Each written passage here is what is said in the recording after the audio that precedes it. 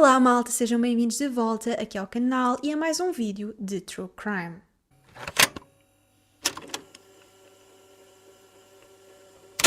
Hoje irei falar-vos do caso do desaparecimento dos Skelton Brothers, 3 crianças que desapareceram e até hoje o seu paradeiro é um mistério. John Skelton nasceu na Flórida e teve uma infância considerada normal. Ele teve um primeiro casamento que terminou em divórcio e onde ele perdeu a custódia da filha, o que o deixou muito em baixo. A Tanya também vinha de uma relação anterior que terminou igualmente em divórcio. Durante esse casamento, a Tanya terá se envolvido com um adolescente de 14 anos e foi acusada de abuso de menores. Ela esteve presa durante alguns anos e nunca terá escondido isto de ninguém. Sempre falou com toda a gente, inclusive com o John, sobre o facto de ter estado presa e sempre mostrou realmente estar arrependida daquilo que tinha acontecido. O John e a Tanya começaram uma relação e mudaram-se para a cidade de Morenci, no estado do Michigan, e acabaram por ser pais de 3 meninos: Andrew, Alexander e Tanner. Os 3 meninos eram muito carinhosos e extremamente ativos. Eles gostavam sempre de estar na rua a jogar à bola. O Andrew era o mais velho, ele estava com 9 anos na altura, era mais tímido, mais reservado e adorava videojogos. O Alexander estava com 7 anos, era o filho do meio, o filho considerado caótico. Ele metia-se em todo o tipo de sarilhos, todo o tipo de problemas, mas por outro lado era também muito amoroso. Já o mais pequeno, com 5 anos, era o Tanner. Ele era muito carinhoso, muito criativo e muito divertido. A relação da Tanya com o John durou 10 anos até que começaram a surgir problemas. A família começou a passar por algumas dificuldades económicas e o John parecia que apenas se importava com o facto de ter dinheiro para a bebida e ter dinheiro para as coisas dele. Foi também nessa altura que ele meteu na cabeça que queria mudar-se com a família para a Flórida. Era a cidade onde ele tinha crescido, era uma cidade que tinha ótimas escolas, estava sempre bom tempo, o que era ótimo para as crianças brincarem na rua. Mas a Tanya não parecia querer mudar-se. Ela dizia que as crianças tinham começado a escola há muito pouco tempo, tinham acabado de fazer amigos e tinham também acabado de criar rotinas. Ela também gostava muito de viver naquela cidade de Morenci, era a cidade onde ela tinha todos os seus amigos e também os seus familiares, portanto mudar-se para a Tanya estava completamente fora de questão. O John ia insistindo nesta ideia de se mudarem para a Flórida. Ele dizia que na Flórida ia ganhar mais dinheiro e iam ter uma vida mais confortável, mas parecia que nada convencia a Tanya. Certo dia, o John terá saído pela manhã para ir trabalhar e a Tanya foi levar as crianças à escola. Mais tarde, quando ela regressou a casa, ela tinha um monte de chamadas da escola. É nesse momento que ela liga novamente para a escola e fica a saber que pouco tempo depois de ter deixado os meninos na escola, o John tinha ido até lá buscar as crianças, dizendo que iam de férias para a Flórida. A Tanya liga para o John para tentar perceber o que é que se estava a passar e é então que ele acaba por lhe dizer que tinha ido buscar as crianças para irem de férias para a Flórida. Não lhe tinha dito nada porque ela já tinha dito várias vezes que não queria ir de férias para a Flórida. Mas a Tanya acabou por lhe dizer que ele nunca falou em férias e sim em mudança definitiva. Ela tentou convencer o John a voltar porque as crianças tinham acabado de começar a escola, tinham acabado de criar rotinas, de fazer amigos, mas o John acabou por dizer que não havia problema porque ele já tinha encontrado escolas para as crianças na Flórida, portanto estava tudo tratado.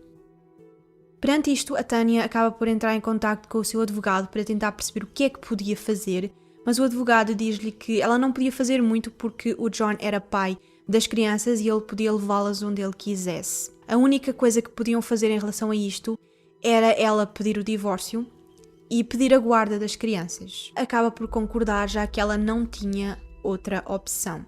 Ela ligou novamente para o John e acabou por lhe dizer que era ok, ele podia levar as crianças para a Flórida, podiam passar uns dias, mas que era melhor ele vir até ali a casa buscar as certidões de nascimento das crianças para não ter problemas. O John acabou então por concordar em ir até lá à casa buscar as certidões de nascimento e a ideia da Tanya era fazer com que ele assinasse os papéis do divórcio sem perceber. O John acaba por chegar à casa antes do advogado e a Tanya tem então que fingir que não sabia onde estavam as certidões de nascimento para tentar fazer tempo. Porém, acontece que nesse momento o John acaba por receber uma chamada que o deixa furioso. ele tinha também contratado um advogado que acabou por ser o mesmo advogado que a Tânia também tinha contratado. E como a Tânia tinha entrado em contato com o advogado primeiro, o advogado acabou por ligar ao John a dizer que iria defender a Tânia, já que ela tinha pagado primeiro.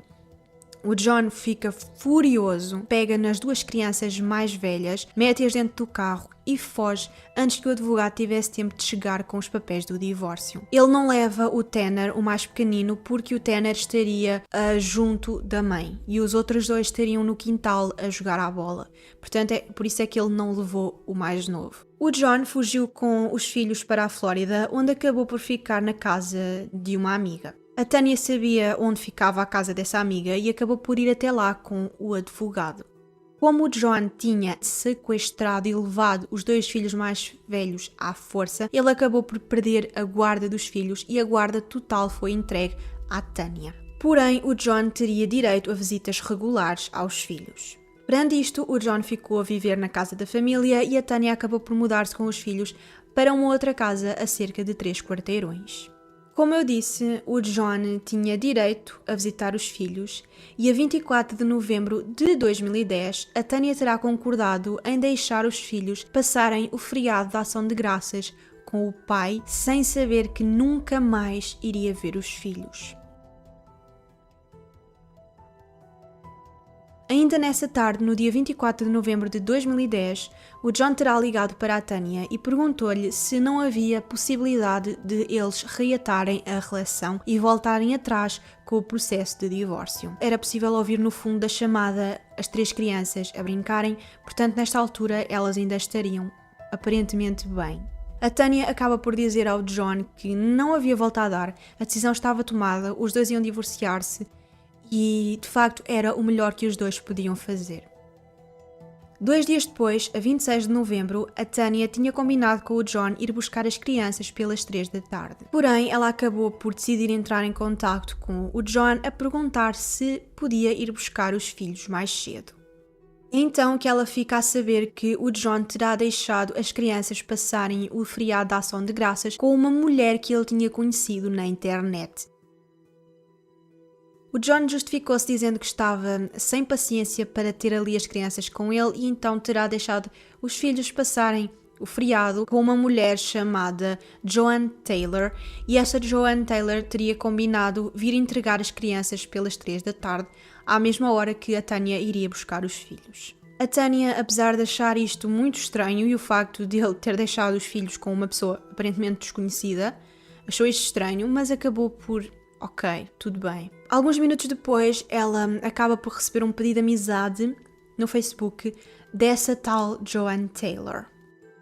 Mas isto era tudo uma red flag porque o John estava sempre a queixar-se que não tinha tempo para estar com os filhos e agora que ele podia ter passado o feriado de Ação de Graças com os filhos, ele deu os filhos a uma outra pessoa desconhecida. Porque se realmente ele estava sem paciência para ter os filhos, porque é que ele não os deu à mãe? Tudo isto era mesmo completamente sem sentido. Horas depois, o John entrou em contacto com a Tânia e disse-lhe que tinha caído, tinha partido um pé e estava naquele momento a caminho do hospital. A Tânia fica em pânico porque se o John ia para o hospital, onde é que estavam os filhos? A que horas é que os filhos vinham? Quem era essa tal Joanne Taylor? Neste momento, a Tânia começou realmente a ficar em pânico porque onde estavam os filhos? Era a única coisa que ela queria saber. Ela acabou por ligar para o seu advogado e o advogado diz-lhe para ela ter calma, para não fazer nada e o melhor era ela esperar até às 3 da tarde, a hora que a suposta Joanne iria entregar as crianças. A Tânia estava muito nervosa, ela não conseguia de maneira nenhuma ficar calma à espera das 3 da tarde e ela decidiu então ligar para o hospital para tentar perceber exatamente o que é que tinha acontecido com o John e é então que ela fica a saber que ele não tinha partido um pé, ele tinha sim tentado tirar a própria vida. A Tânia acaba por pedir a uma amiga para que fosse com ela até à casa do John, só para terem a certeza que as crianças não estariam por lá, porque nesta altura a Tânia já não acreditava em nada do que o John pudesse dizer. Elas encontraram a casa trancada, nem sinal das crianças, e acabaram por perceber que a casa estava virada do avesso. Estava tudo partido todos os pertences da Tânia estavam no chão, imensos vidros, tudo completamente destruído. E também conseguiram perceber que o colchão do quarto do casal teria sido rasgado com uma faca, como se alguém estivesse com imensa raiva e tivesse literalmente esfaqueado o colchão. Eram quase 3 da tarde e supostamente essa Joanne Taylor iria trazer as crianças a essa hora, mas ninguém apareceu. Nesse momento, a Tânia não esperou mais, foi até à polícia e reportou o desaparecimento dos 3 filhos. O John foi então interrogado pela polícia e nesse momento ele acabou por confessar que não teve outra opção senão deixar as crianças com outra pessoa, já que a Tânia supostamente abusava dos filhos sexualmente, fisicamente, verbalmente e psicologicamente, e ele achava que as crianças não estavam bem com a Tânia e por isso não teve outra opção senão tirá-las daquele ambiente. Perante esta acusação, que era uma acusação muito grave, os investigadores decidiram investigar a Tânia e de facto perceberam que ela já tinha estado presa anteriormente por abusar de um adolescente de 14 anos. A Tânia mostrou sempre o seu arrependimento e toda a gente dizia que ela era uma mãe maravilhosa, uma mãe carinhosa, uma mãe preocupada com os filhos e ela realmente demonstrava estar preocupada sem saber onde estavam os seus filhos. Alguns vizinhos disseram ter visto as 3 crianças a brincarem no quintal da casa do pai, na quinta-feira, antes do Dia da Ação de Graças. Os meninos eram muito ativos, eles faziam imenso barulho, brincavam imenso na rua, os vizinhos percebiam sempre quando é que eles estavam na casa do pai. Porém, na sexta-feira, no Dia da Ação de Graças, ninguém viu as crianças e a casa esteve sempre silenciosa. 2 dias depois do desaparecimento, algumas testemunhas disseram ter visto as 3 crianças com uma mulher desconhecida numa loja de donuts e as crianças pareciam estar assustadas. Esta mulher desconhecida tentou sempre evitar o contacto visual. Esta era uma pista bastante promissora e de facto estas 3 crianças podiam ser o Andrew, o Alexander e o Tanner, mas acontece que não era possível comprovar se eram realmente eles, porque esta loja de donuts não tinha câmaras de vigilância. Se esta história que o John contava era mesmo verdade, a prioridade dos investigadores era tentarem descobrir onde estava essa tal Joanne Taylor. Mas acontece que ninguém na cidade tinha ouvido falar dessa mulher, ninguém conhecia ninguém com esse nome, portanto, quem era afinal esta Joanne Taylor? A Tânia terá confirmado aos investigadores que o John lhe tinha falado em tempos de uma mulher chamada Joanne Taylor e do marido dela. O John terá ajudado esse casal quando o carro deles avariou na estrada e a partir desse momento ele terá mantido sempre contacto com essa tal Joanne Taylor nas redes sociais. Porém, a Tânia nem sequer sabia se esse seria o seu nome verdadeiro. Pois acabaram por perceber que o perfil da Joanne Taylor no Facebook era um perfil falso que terá sido criado pelo próprio John. É importante percebermos que se realmente esta história era verdade e o John queria proteger os seus filhos e tirá-los de perto da mãe, é normal que ele não desse as pistas certas, porque ele sabia que se desse as pistas certas, podiam encontrar os filhos e podiam devolvê-los à mãe, o que ele de facto não queria que acontecesse. Portanto, era possível que esta história fosse mesmo verdade, só que ele não estava a dizer as pistas certas para que não encontrassem as crianças. Por esta altura, os 3 meninos já tinham sido, obviamente, reportados como desaparecidos e o Amber Alert foi acionado, pois consideravam que os 3 poderiam estar a correr perigo. Centenas de voluntários juntaram-se às buscas e o caso ganhou uma exposição enorme. Em menos de 24 horas passou do jornal local para os noticiários nacionais.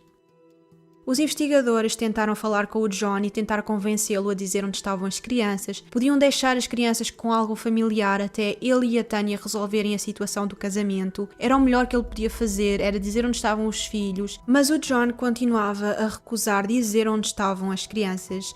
E para os investigadores isto podia significar que ele não dizia onde elas estavam porque elas estavam mortas.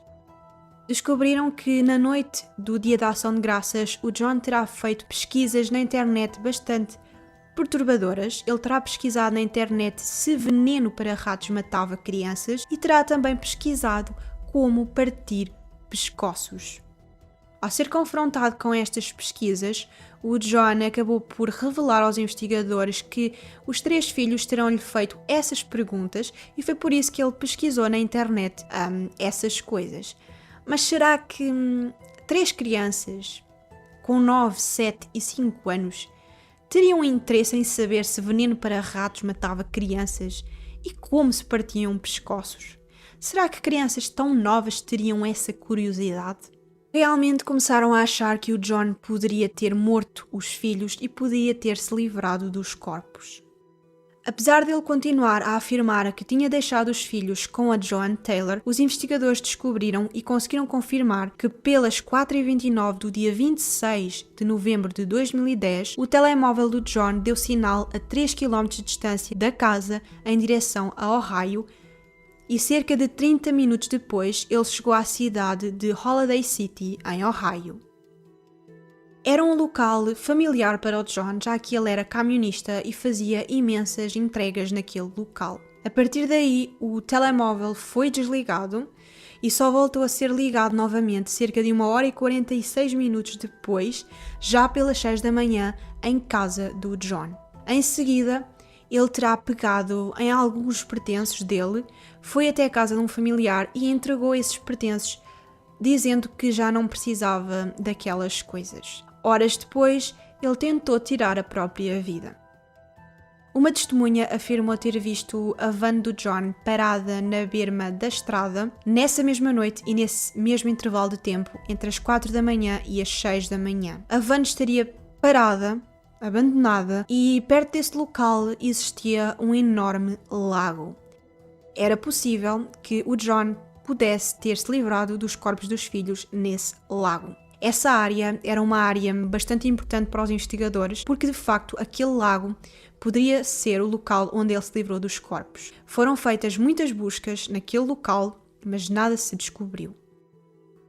Foram também feitas buscas entre o Michigan e Ohio, em toda a área em redor, polícias de todo o estado, incluindo o próprio FBI, vários voluntários. Toda a gente queria ajudar nas buscas, mas infelizmente todos os esforços foram em vão e nem sinal das 3 crianças. A 30 de novembro de 2010, o John saiu do hospital psiquiátrico em Lucas County, em Ohio, por considerarem que ele estava completamente saudável.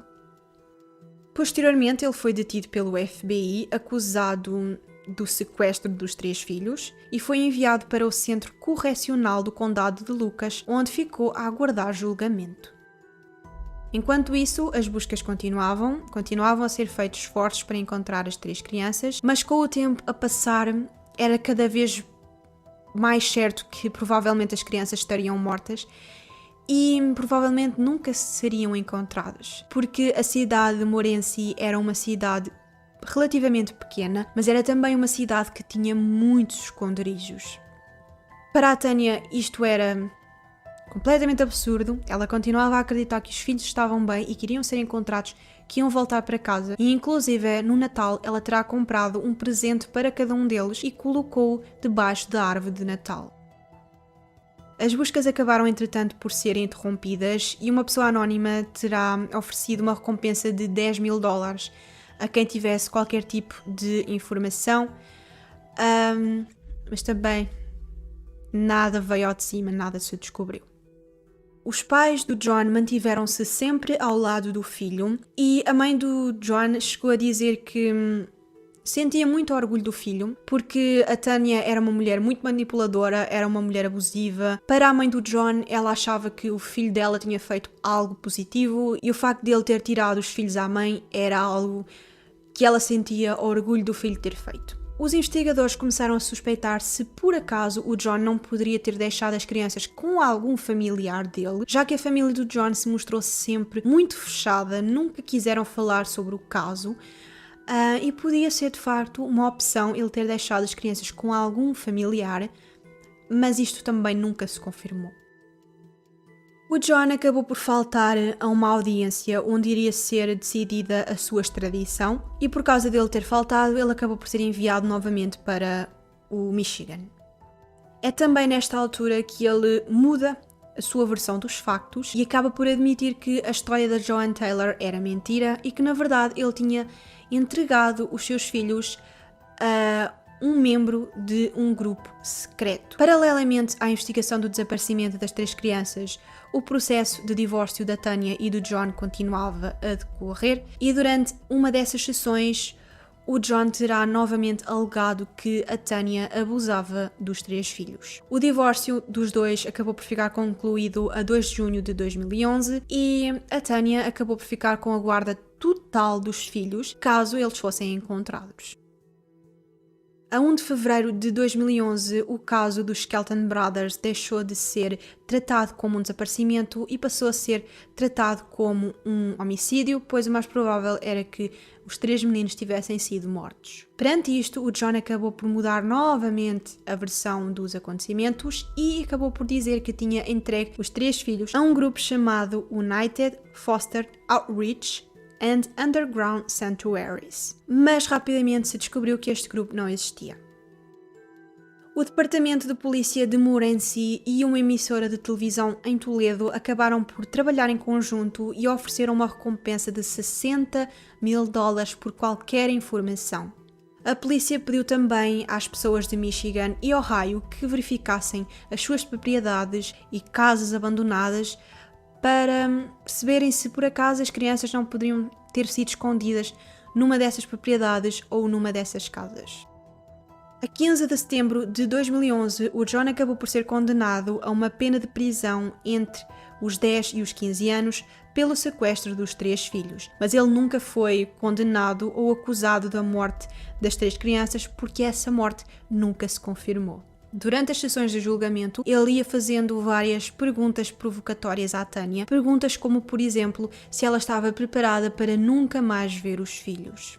Em 2020, ele acabou por pedir liberdade condicional, mas esse pedido foi negado. Até hoje não se sabe o que aconteceu com os 3 meninos, o que aconteceu com as 3 crianças, permanece um mistério, não se sabe o que o John fez com eles. Mas acredita-se que tudo isto tenha sido premeditado. Porque o John tentou levar as crianças para a Flórida. Ele tentou fugir com os filhos. Mas quando ele percebeu que a Tanya nunca ia desistir de ter a guarda dos filhos e ele nunca ia conseguir afastar os filhos da Tanya, ele pode realmente ter, numa atitude desesperada, ter entregue os filhos a alguém ou até mesmo ter morto os próprios filhos para os proteger. Mas será que para proteger os filhos ele ia matar os filhos? Eu não sei, mas de facto ele tentou tirar a própria vida. E isso aí já é um sinal de alerta que para ele tentar tirar a própria vida é porque alguma coisa mesmo de muito grave pode ter acontecido com as 3 crianças. Mas é muito, muito provável que este caso, que este crime tenha sido premeditado. E bom, malta, este foi o caso, espero mesmo que tenham gostado. Não se esqueçam de se inscrever no canal se são novos por aqui, deixar também o vosso like para apoiarem o canal e podem seguir-me nas minhas redes sociais marlene.com lá no Instagram. É tudo e aqui vos espero para o próximo caso. Tchau!